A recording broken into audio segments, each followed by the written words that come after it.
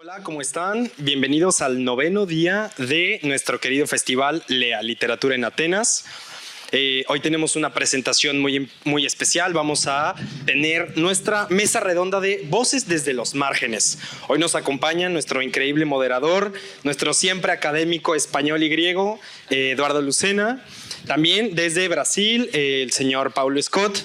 Nacida en Colombia, residida en El Paso, Texas, cosa que es muy importante para nuestra plática de hoy, la señorita Andrea Cote, y William González Guevara, desde Managua, Nicaragua, pero que reside en Madrid. Hoy vamos a tener una plática muy especial, nuevamente, Voces desde los Márgenes, y empezamos. Eduardo, te doy la palabra, y muchas gracias. Un aplauso. Bueno, gracias. Buenas tardes. Bueno, pues me gustaría agradecer al Instituto Cervantes, por supuesto. En nombre del Instituto Cervantes está Berta hoy con nosotros, administradora. Gracias, porque es la hora mala.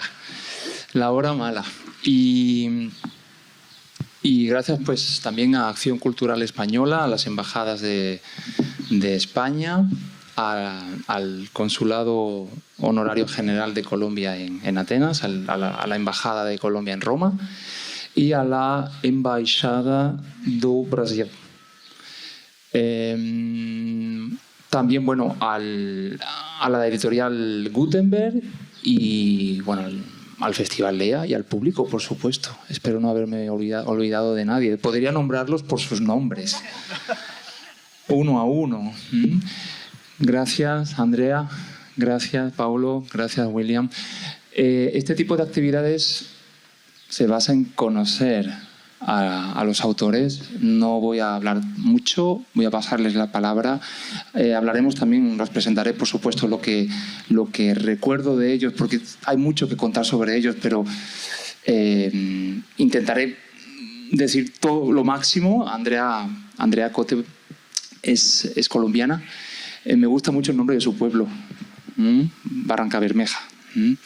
Y tiene títulos, ha escrito, por ejemplo, El Puerto Calcinado, 2003, La ruina que nombro, 2015, si no me equivoco, Chinatown a toda hora. También tiene 2 biografías sobre 2 personalidades femeninas, una fotógrafa, Modotti, ¿no? Tina Modotti, y sobre también la poeta Blanca Varela.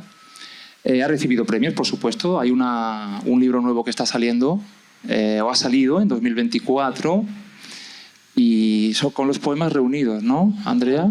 Que es el Fervor de Tierra. Ese no lo sé. Ese es muy nuevo. Sí, este es 25. Este es 2025. Yo es que vivo en el año pasado, estoy caducado. Y es profesora en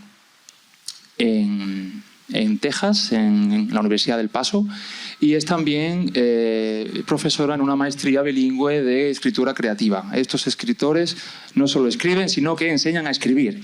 Otra cosa es que nosotros aprendamos.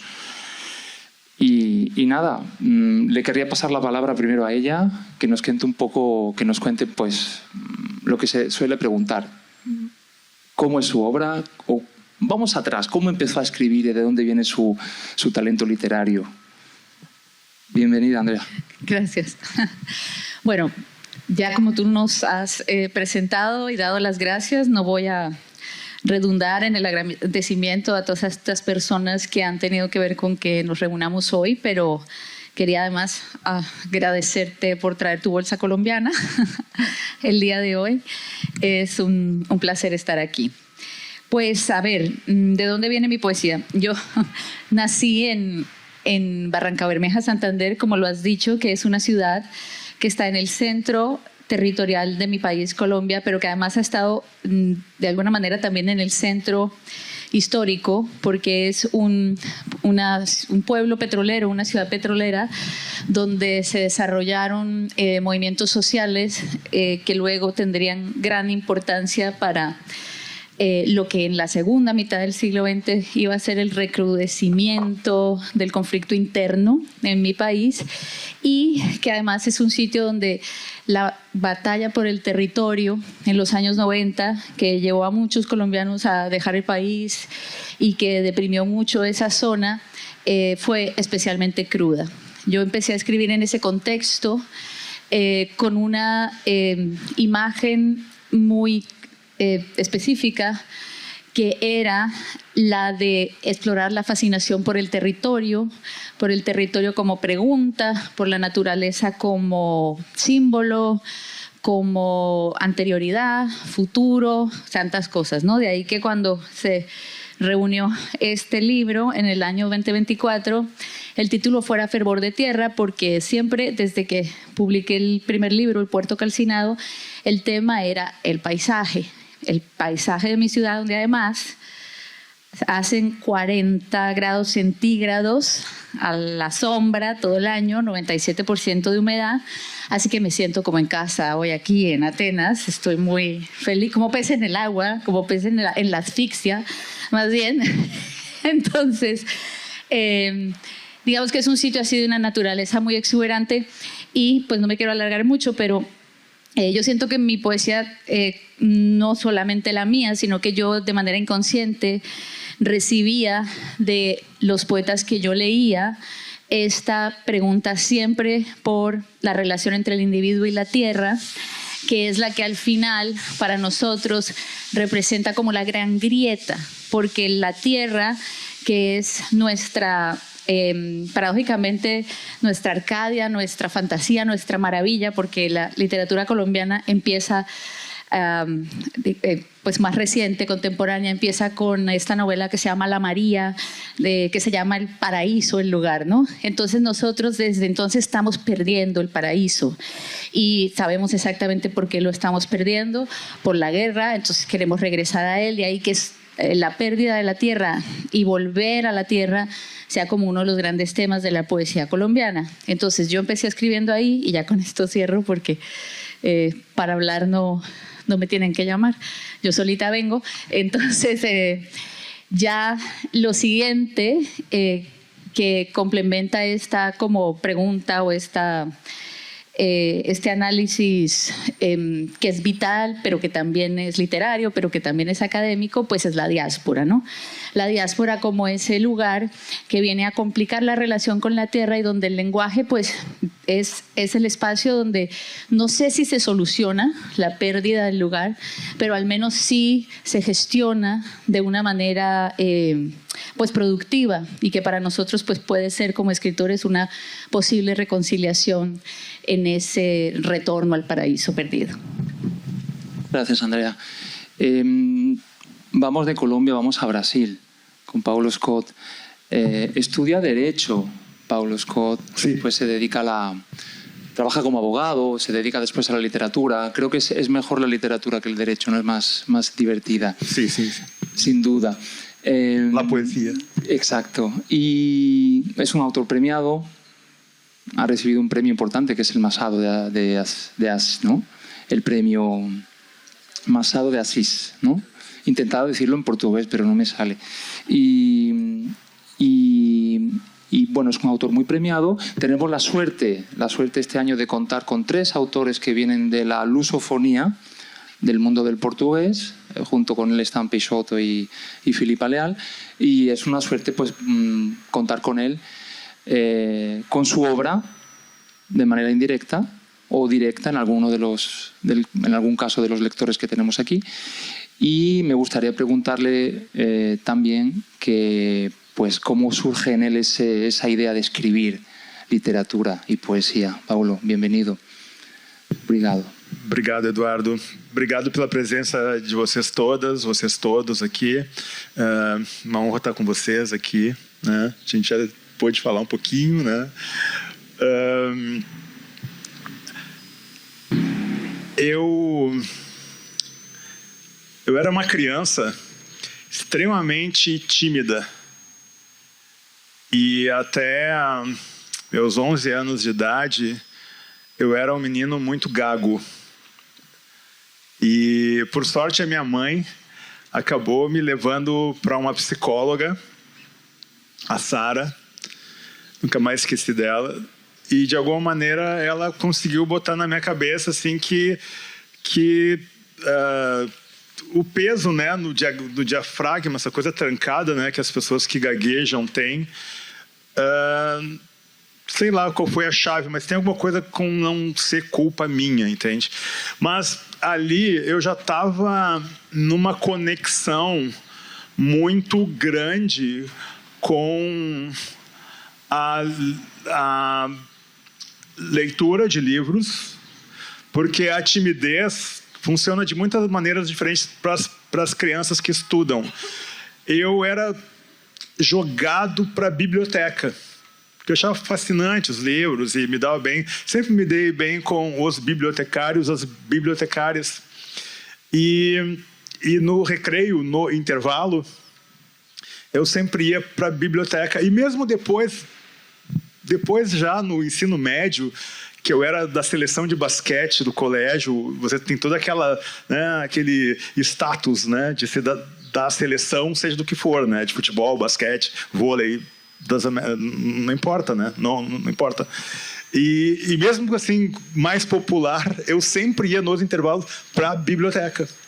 E como professor também, faculdade de Direito e tudo mais, eu também, sabe, eu não ficava na sala dos professores. Bom, sala de professores de uma faculdade de Direito, imagina quão legal é, né? Então eu escapava para a biblioteca.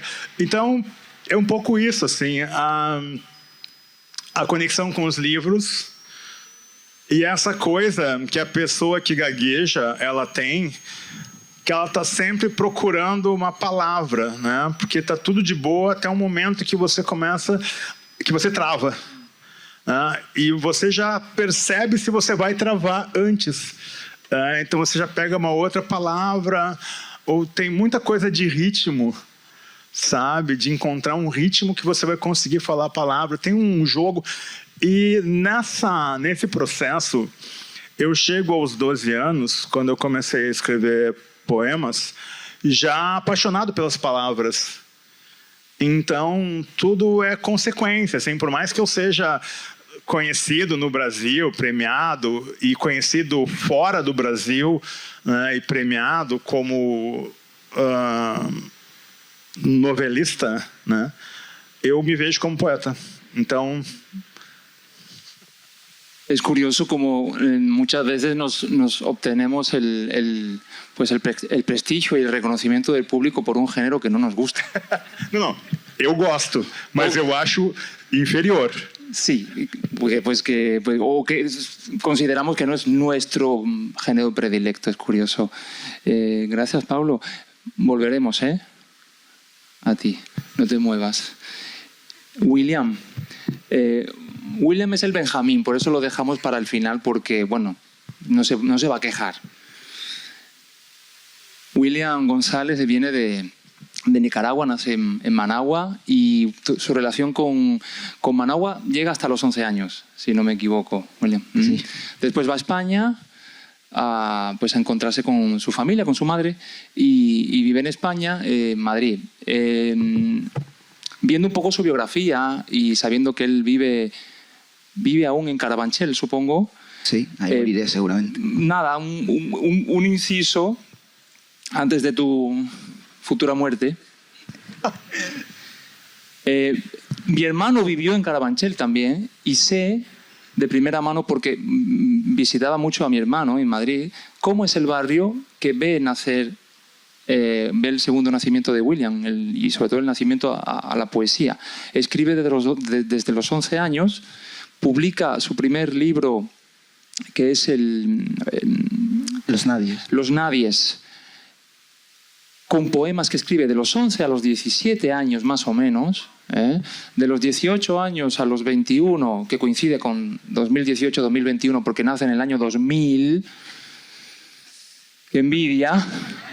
¡Qué envidia ese 2000 ahí en toda la documentación de William González Guevara! 2000. ¡Ay! Bueno, nosotros tampoco somos viejos, Andrea. Y Paulo menos. Bem menos. Pues vive en ese barrio, se da la poesía, empieza a publicar, empieza a ser premiado y siempre habla de sus primeras lecturas y su contacto con la realidad española y con la literatura española después de haber leído, por ejemplo, a Darío antes de llegar a España. Y querría preguntarle eso, ¿con qué lecturas viene a España y cuál es la realidad que le inspira para empezar a escribir en Madrid? William, bienvenido. Gracias, es un honor estar aquí de verdad con vosotros, con todos vosotras y vosotros. Gracias porque todo cabe en esa palabra. La verdad que yo me traigo de Managua, del barrio San Luis Sur, que es un barrio también parecido a Carabanchel, un barrio de gente humilde, un barrio obrero, gente trabajadora, un barrio además de fango, de barro. Y ese fango yo me lo traigo a Carabanchel y sigo construyendo a partir de ahí. Y en ese fango pues, hay versos en el medio de Darío, hay versos en el medio de Cardenal, hay versos de Claribel Alegría, hay versos de Daisy Zamora, de Yoconda Belli, de Joaquín Pazos, de muchísima gente, de toda esa tradición nicaragüense tan poderosa y tan potente que tenemos, ¿no? De ese país que ahora actualmente atraviesa una época bastante mala, pero que la poesía sigue incluso escribiéndose desde la clandestinidad. Y hay jóvenes, esto es importante, escribiendo en Nicaragua desde la clandestinidad. Entonces yo me traigo ese fango y ese cúmulo, ese totum revolutum de versos maravillosos a España, a ese Carabanchel, donde también hay un fango, pero más camuflado, porque es Madrid, es Europa, es España, es el sur de Madrid. Y ese fango se traslada al Alto de San Isidro. El Alto de San Isidro es una zona de Madrid donde reinan, por ejemplo, los narcopisos, donde reina muchísimo la delincuencia entre los jóvenes. Y yo entro en contacto con muchos chicos que crecen ahí, en esa marginalidad madrileña de la que prácticamente no se hablaba, ¿no? Y me llamó mucho la atención, porque nosotros en el barrio teníamos charlas sobre la no violencia o sobre el tema de dejar las drogas. En cambio, en el barrio de enfrente habría talleres de poesía, había talleres de literatura, y no sabes la rabia que me daba a mí que en mi barrio no hubiese, por ejemplo, una actividad vinculada a la literatura. Porque, claro, yo vengo de un país poéticamente potente y veo que mis amigos, pues, tenemos que ir a charlas sobre la no violencia y las drogas. Entonces, de ahí sale el tema de los nadies. De ese barrio, precisamente, mi colegio, mis profesores del colegio de Lope de Vega de Madrid jugaron un papel fundamental porque ya me empezaron a introducir en el tema de la tradición española. Un señor que se llama Lorca, los mecanismos del siglo de oro, por ejemplo, importantísimos, que luego, por supuesto, voy a conocer en la carrera más a fondo. Entonces, veo que aparte de La princesa está triste, que tendrá la princesa, hay un señor que escribió Romancero gitano. Están las sin sombrero, esa perspectiva femenina de la generación del 27 que no se habla mucho. Y luego también juega un papel importante la parte de observador. Es decir, yo me bajaba al barrio porque, bueno, Los Nadies, como bien has dicho, es una recopilación de esos 11 años a los 17, 18, y nace de la rabia. Es decir, de la rabia de crecer en un barrio llamado el Alto de San Isidro, donde los chicos ven la poesía como algo elitista, y no sabes la rabia que me daba a mí que mis compañeros de clase, no, es que ese taller pues es para los del otro barrio, que los del otro barrio estaban separados por una avenida que se llama General Ricardos, que curiosamente luego yo pasé a vivir a ese barrio, pero seguí en contacto con los del Alto de San Isidro, ¿no? Porque al fin y al cabo eran mis compañeros. Entonces se juntan dos partes, la tradición poética nicaragüense y la tradición española. Y de ahí nace Los Nadies primeramente, luego la continuación es Inmigrantes de segunda. Pero quiero dejar claro eso, que es importantísimo llevar la poesía a los barrios marginales, la cultura. Y es que yo lo he vivido de primera mano. Es decir, a mí me dolió muchísimo que a los 14, 15 años mis amigos me dijeran, no, es que aquí un taller de poesía o una actividad de poesía era prácticamente imposible. Ahora muchos de ellos están orgullosos porque su William del Alto de San Isidro está en Atenas hablando de ellos precisamente. Y ese es el mayor premio, más que el Hiperión, Es decir, por ejemplo, de vivir anécdotas gracias a la poesía, de ir por un barrio llamado Orcasitas, de ir por Orcasitas, que también hay zona bastante de narcopisos y de droga, y que los chicos de repente me digan, ¿eres William el de los nadies? Es que mi profesor me ha leído tu libro. Digo, ese es mi premio, ese es mi premio. Y lo que comentabas de mezclar esas dos tradiciones poéticas, la que me traigo de Nicaragua y la que encuentro aquí en España, y mezclarla y la parte observadora del Alto de San Isidro, que siempre llevaré conmigo, claro. Estos migrantes poéticos, qué bien funcionan, qué buenos resultados, qué buena alquimia salen de esos viajes y bueno, también del talento literario. Pensando, gracias William, pensando hoy en el título de la charla, Voces del Margen, no sabía cómo plantearla, no sabía por qué William, por qué Andrea, por qué Pablo están al margen.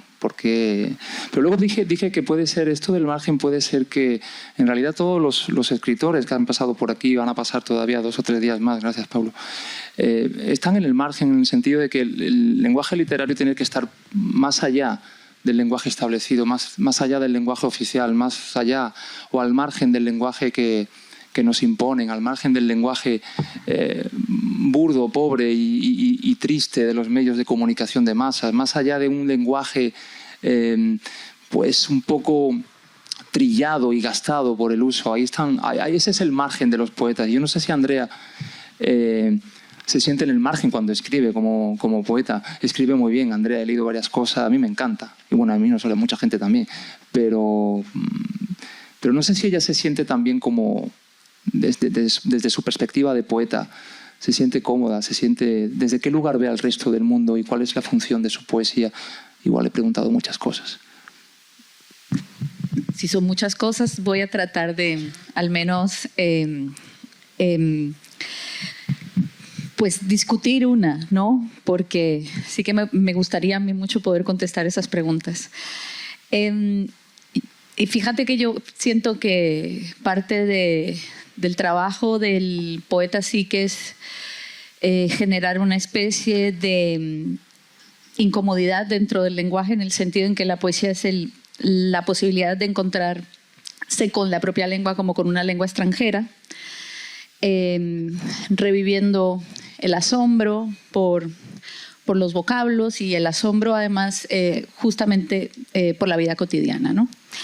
Yo creo, para mí ha sido muy importante desde que llegué a los Estados Unidos, pero particularmente desde que vivo en la frontera entre Texas y los Estados Unidos, vivir esta dinámica de liminal, donde el margen es borde, pero también es principio, pero también es paso, pero también es quiebre, posibilidad, etcétera, donde la cosa más importante que yo he vivido en esa comunidad es la posibilidad de que dos lenguas convivan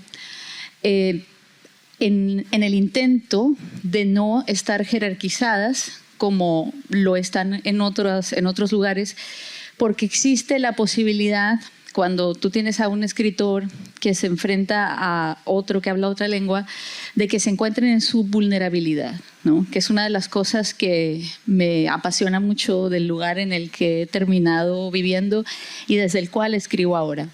La universidad en la que yo trabajo es una de las universidades número 1 en los Estados Unidos en movilidad social, o sea que es una de las escuelas donde más personas son la primera persona de su familia que va a la universidad, ¿no? Entonces, en ese sentido, su relación, por ejemplo, con el español es una relación de reencuentro, porque ellos vienen de un como estigma de esa lengua, de una tradición del español visto como lengua de servicio, a descubrir lo que el español tiene, por ejemplo, en la poesía para ofrecerles, incluso de cara a su propia lengua, ¿no? A mí eso me llama mucho la atención, ¿no? De la dinámica de margen. Ayer estaba pensando en eso porque ayer estaba en Toledo y allí estaba la Escuela de Traductores de Toledo y yo decía, mira, como... sí, ayer. O sea, sí, curiosamente. Y eso, y entonces estaba pensando en que, en definitiva, tanto en la poesía como en la traducción, como en todas estas instancias de intercambio donde la lengua se expresa desde su vulnerabilidad, pues también hay un laboratorio de convivencia. Es decir, Toledo, por ejemplo, la Escuela de Traductores representaba un momento simbólicamente de convivencia que no sé si ha habido otro, ¿no? Y en este momento, pues siendo eso tan necesario, ¿no? Le hago así una vuelta a tu pregunta para hablar un poco del margen, pero es que, pues sí, en eso pienso cuando pienso en la noción del límite y en su posibilidad. Bueno, de hecho, esa ruptura del margen también está aquí con la traducción de las obras de los escritores, ¿no? Ese pasar al griego. Gracias, Andrea. Paulo, manejas, controlas, tocas muchos géneros. Desde...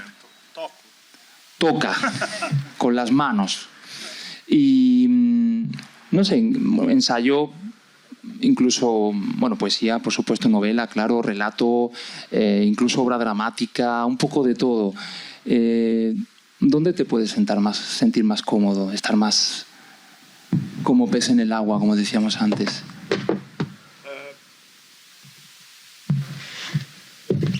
Como eu disse,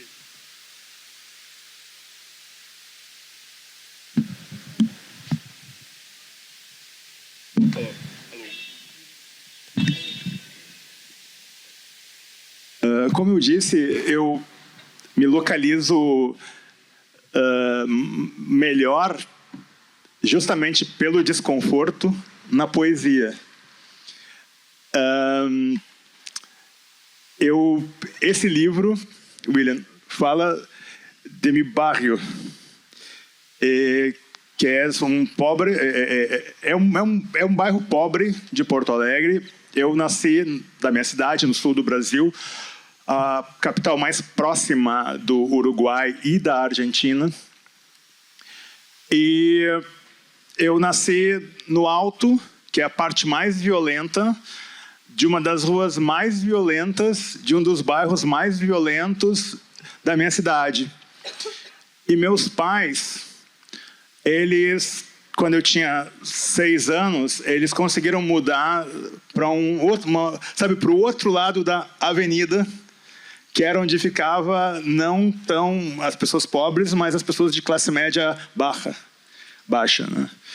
E eles foram prosperando nas carreiras deles e puderam nos dar, para mim e para o meu irmão, porque o meu pai, esse livro tem o título de Fenótipos, mas o título dele em português é Marrom e Amarelo, porque o pai me chama de amarelo e chama o meu irmão de marrom, porque eu sou um homem negro de fenótipo passável por branco, mas o meu irmão ele é mais escuro que o meu pai. O meu irmão é bem negro mesmo. E embora haja muitas semelhanças entre nós, assim, nós somos diferentes. Eu sou a cópia negativa do meu pai, né? E o meu irmão é a cópia negativa da minha mãe, né? Que é como eu, assim, né? Ela tem muito sangue espanhol, tem sangue negro muito forte, a minha mãe também. Ela tem índio chileno. Enfim, essa mistura. Bom, eu tenho Scott no nome, né? Então não precisa falar mais nada, né? O quão misturado eu sou. E quando eu penso em literatura e poesia, tratando a questão da margem, que existe uma ética e uma perspectiva de dignidade na literatura, porque a literatura ela tem o poder de parar o tempo da linguagem, porque tudo é linguagem, né? Tudo é linguagem. Talvez até a violência seja linguagem, né? Muitas vezes ela não é, mas muitas vezes ela é pura linguagem. E eu imagino que na literatura você consegue olhar melhor, como vocês disseram, para a fronteira, para o limite, e ampliar essa fronteira. Eu acredito muito nos romances, nas novelas, como essa abertura de sentido, sabe, de vocabulário, de léxico, sabe? Mas a poesia se coloca até antes disso, porque ela traz uma dimensão humana que é muito difícil de contabilizar, de medir, de mensurar. E ela afeta todo o resto ali, seja o conto, seja o teatro, seja a prosa, seja roteiro de cinema, seja roteiro de uma série de televisão, a linguagem. Então, quando a gente fala em margem, eu, lembrando da minha infância, e o quão as pessoas que me cercavam, não é, estavam distantes de um domínio, de uma linguagem de enfrentamento, né, que meus pais logo trataram. A minha mãe teve a sorte de ser criada por uma tia que casou com um homem muito rico. Então, minha mãe teve uma educação que os irmãos dela não tiveram, né? E o meu pai tem essa coisa, assim, o meu pai é um gênio, enfim, é um homem negro que, como eu digo lá no Brasil, não baixa a cabeça para branco, e é muito inteligente, pegou o rumo dele, mas percebendo que a questão era a educação, nos deram a melhor educação, e eu sempre senti entre a minha família, meus primos e meus tios e meus amigos de bairro, o quão difícil era para eles articular, né, a linguagem que explicasse a tragédia que eles viviam, né? Porque a gente morava de frente para uma favela muito violenta, a gente ficava de fora, né? O nosso lado da rua não era violento como o outro lado da rua, que era uma espécie de labirinto, assim, sabe? A nossa era pobre, mas não era tão pobre como dentro da favela. Então, essa coisa de eu conversar com meus tios e ver o quão difícil para eles era articular, sabe? Localizar, sabe? A própria alegria, né? Porque 80% da minha família 70, 80 é negra mesmo, assim, sabe? São pessoas de fenótipo negro mesmo, né? E você vê o quão difícil é, por exemplo, uma pessoa negra enfrentar uma pessoa branca, né? Quando eu saio para conviver nos bairros de classe média, mais culturais, assim, da cidade, eu convivia com pessoas, estudantes universitários. É um pouco que eu senti quando eu vim morar na Europa, tá? Com 21 anos, né? Que eu acabei a faculdade de Direito, eu pensei, eu vou fugir disso aqui, vou dar um tempo, depois eu volto, né? Então, quando eu ia para esses bairros de classe média, mas que tinham um bom nível cultural, geralmente os bairros judeus, enfim, eu ficava olhando para as pessoas e eu me perguntava assim, como é que elas conseguem ser tão tranquilas? Sabe? Elas são tranquilas. E como eu moro em São Paulo, que é uma cidade que está ficando muito violenta, por razões que eu não vou falar aqui, né, mas é interessante, eu estava andando aqui em Atenas, né, e eu estava meio chocado com as pessoas. Claro que eu viajo bastante, mas cada vez que você viaja tem o choque imediato, né, das pessoas olhando no celular, tirando fotos, mexendo no celular, porque em São Paulo você não consegue tirar o celular do bolso sem ser roubado. Então tem esses choques, entende? Eu que tive aqui eu tive aqui em 89, né? 35 anos atrás, e a cidade tem essa beleza, esse encanto, né? Enfim, mas a linguagem ela amplia essa dignidade, eu acho, né? Amplia essa fronteira, essa margem, né? Traz o que está de fora, que é o caso que você citou, para dentro. Isso é muito poderoso e não há quem barre isso, né? Não é de graça que as pessoas muito ricas, eu estou falando pelo meu país, tá? As pessoas que mandam no meu país, elas obrigam seus filhos, que serão os donos do país, a dominarem muito bem a literatura, com toda, né, questão que se coloca. Então, acho que o William resumiu muito assim o que eu queria dizer. Obrigado, Pablo. Yo creo que sería como una historia de ficción. Tantos celulares, tantos teléfonos móviles fuera, Podría ser, digo que la realidad es más ficcional que la literatura muchas veces, cuando provoca esos choques culturales. Le iba a preguntar a Andrea si tiene frío, porque hace un poquito de aire más fresquito que antes. No hace falta ninguna chaqueta ni nada, ¿de acuerdo? William, de tu primer libro a tu segundo libro hay un gran cambio. He leído que hay mucho de Nicaragua en el segundo. Hay mucho de Me cuesta respirar, hay mucho de todo lo que ocurre durante esos años en tu país. Y hay también una rabia, digamos un enfado que te va también a provocar ciertos problemas a la hora de publicar y a la hora de...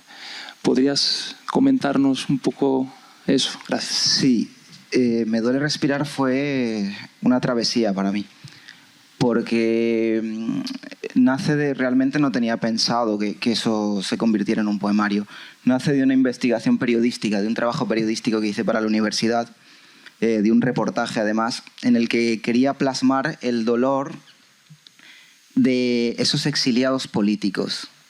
Es decir, yo llegué a España, Carabanchel, con 11 añitos, tenía un dolor, lógicamente, de dejar tu patria atrás. Pero claro, no era un dolor vinculado a lo político, sino era un dolor vinculado a la situación económica de mi madre.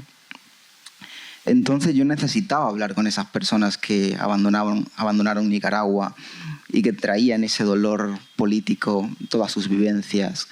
Entonces empecé a entrevistarlas en profundidad, hablar con ellas, a ver por ejemplo, cómo profesores universitarios que llevaban una vida bastante cómoda en Nicaragua pasan a lavar platos en Plaza Río, que está en el río Manzanares, un centro comercial, y esa pesadumbre sobre todo del exiliado, ¿no?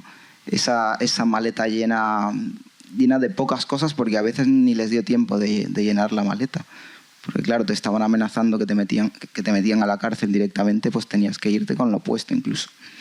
Entonces Me duele respirar nace de ahí, nace de esa contraposición de un chavalillo joven de 18 años que se mete allí a investigar, a hablar con esas personas y trata de plasmar ese dolor que yo sentí, pero de otra forma, cuando llegué a Carabanchel. Y es muy curioso porque antes es curioso las sinergias no poéticas. Pablo antes hablaba del tema de los márgenes, y yo creo que también me he movido mucho en los márgenes poéticos vinculados tanto a Nicaragua como en España. Por ejemplo, en Nicaragua hay un barrio que se llama Las Torres, que es uno de los barrios más peligrosos, y enfrente hay una carretera que se llama la Carretera Norte. Yo estoy hablando de memoria, y yo volví a Centroamérica 15 años después, hace nada, es decir, lógicamente a mi país no puedo entrar, pero mi abuela siempre me decía que nunca entrara a Las Torres porque me iba a pasar algo.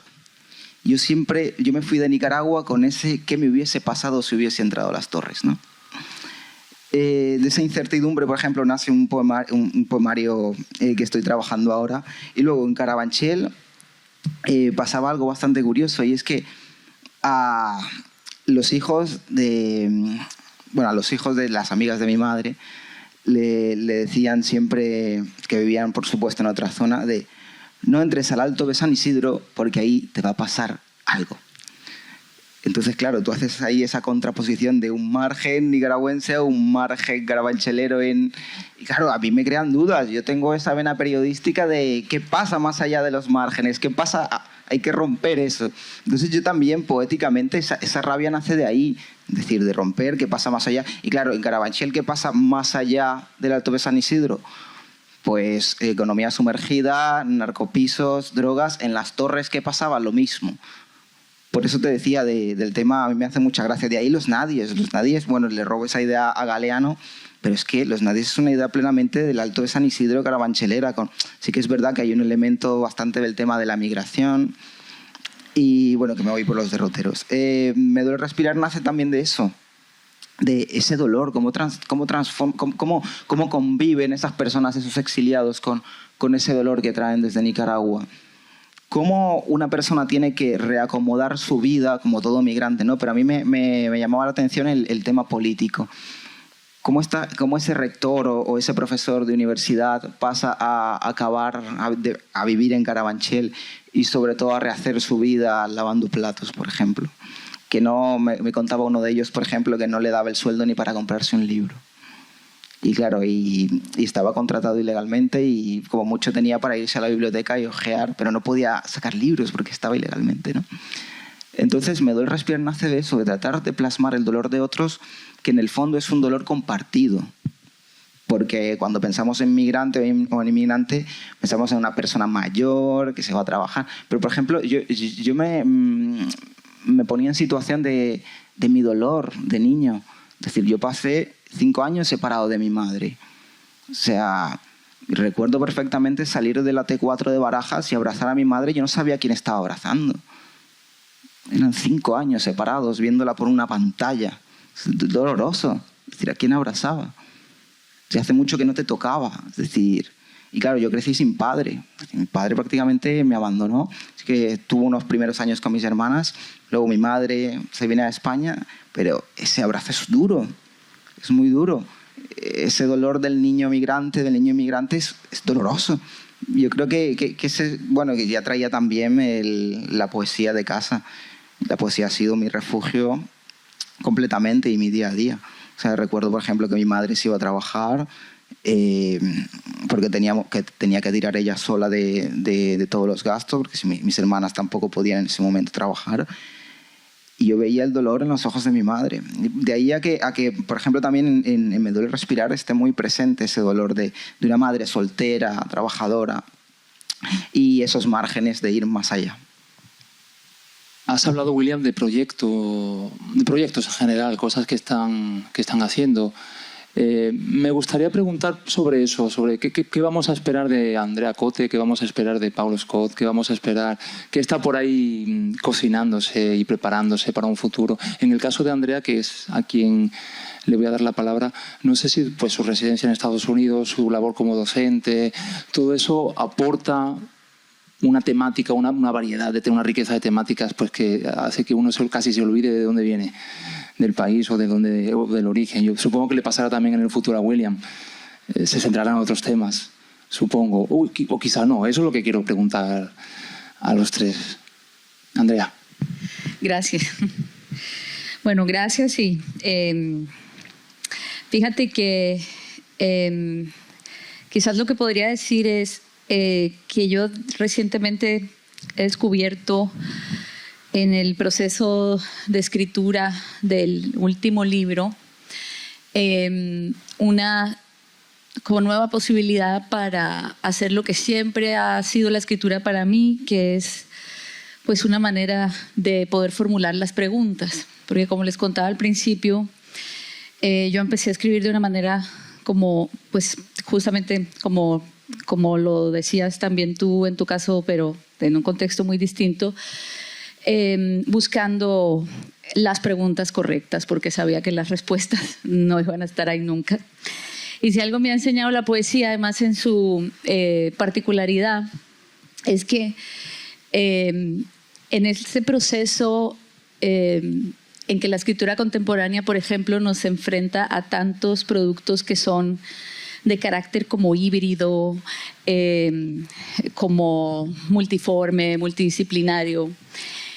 Una de las cosas que estamos viendo o experimentando al buscar maneras de decir es que las narrativas que teníamos para hablar de nuestra realidad, la nación, la familia, la relación entre cuerpo y territorio, identidad, etcétera, pues están resquebrajadas ya, ni siquiera tienen las preguntas, ni siquiera nos dan las preguntas correctas.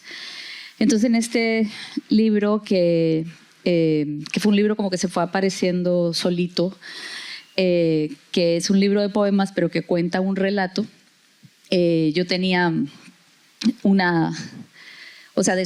recibí un regalo, que justo voy hablando con una amiga que está aquí en el público, que era que yo podía contar una historia de sus silencios también, porque en la poesía la fragmentación, la grieta es instrumental, es incluso aquello sobre lo que se levanta el relato.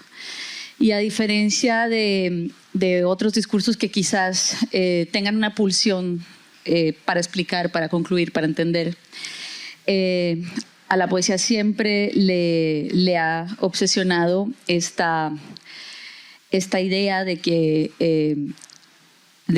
escribir es erosionar el lenguaje, de que justamente nuestra labor cuando escribimos no es acumular, sino despojar al lenguaje de aquello que lo está, pues, que le está quitando su capacidad de, ni siquiera de comunicar, porque ya sabemos que comunicar no es realmente posible, sino de conmover, de transmitir.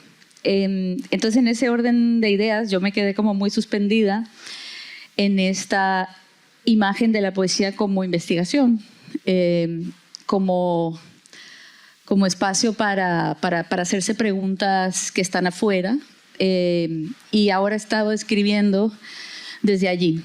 También es verdad que hay otra cosa que tiene que ver con estar afuera, creo que también estaba incluido al final de tu pregunta, o sea, es decir, siento que como la pregunta es ¿cuál es el proyecto? Pues escribir alrededor o por fuera del género, desde ese lugar donde el género está desatomizado y donde yo puedo hacerme preguntas y encontrar respuestas en todas las formas. Pero por otra parte también está este tema de la lengua, porque después de 20 años en los que yo me quería resistir y como a la contaminación, y en los que justamente la mayor potestad siempre la tuvo el lenguaje, y yo no necesitaba país porque yo tenía poetas, ¿no? O sea, que ¿para qué uno necesita otra cosa si uno tiene sus poetas?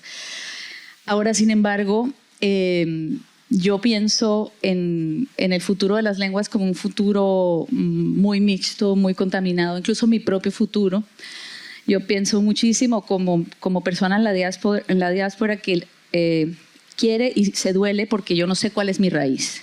Entonces digo, ¿dónde está mi raíz? Como ese verso de Hellman que dice, soy una planta monstruosa cuya raíz está al otro lado del océano. Y cuando veo a mis hijos, por ejemplo, digo, ya no sé, o me pregunto, por ejemplo, ¿cuál es la lengua madre? Si es la lengua de mi madre o es la lengua en la que yo soy madre. Y si en todo esto no hay una propuesta, un regalo, una oportunidad. Entonces, bueno, esas son las preguntas en las que ando yo. Pues, gracias, Andrea. Brevemente, Paulo, tenemos poco tiempo, creo. 2 minutos. Paulo. E William depois. Bueno, algo, graças. Como eu tenho a mesa às 8 horas, que eu vou falar desse livro, eu vou deixar o William falar, tá? Porque o que eu posso dizer é que eu estou escrevendo o futuro romance e eles ficam querendo que eu lance logo por causa do sucesso desse aqui, mas eu digo calma. Porque... ¿Es en 2 horas, Paulo? En 2 horas es el... 2 horas, de acuerdo. En 2 horas es el acto, la actividad sí. William. Yo es que para no olvidarme de dónde vengo, me fui a Centroamérica a tratar de crear y traerme material para trabajar un poemario. Así que lo que comentabas tú antes de, William, vas a escribir dentro del futuro cosas distintas. Y si veo que eso se me está olvidando, me voy. Y regreso con material y sigo con eso. Así que en eso estoy. ¿Cuál sale algún poemita inspirado en Grecia? Andrea, no sé. ¿En Atenas? ¿No? Puede ser. ¿Por qué no? Media pregunta del público, si quieren. ¿Qué poquito tiempo teníamos? Bueno. ¿Alguien quiere comentar algo rápido? O bueno, tendrán la oportunidad de hablar con los autores después. Van a estar aquí como 3 meses disfrutando de las islas griegas. Paulo, obrigado. Andrea, gracias. William, gracias.